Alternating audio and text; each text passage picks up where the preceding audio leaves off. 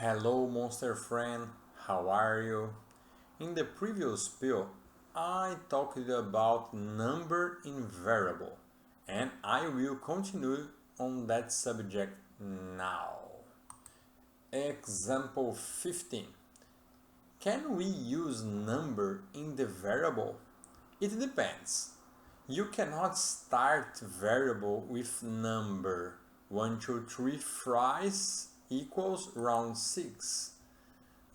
See that if I try to assign a value, Python will not allow it. In this case, this number is at the end. And it's allowed, and in this other case, the number is in the middle. Both are allowed. Friendly advice: run away from the crazy name of variables. What's the tip? There are so many options. Use something simple and you never have a problem.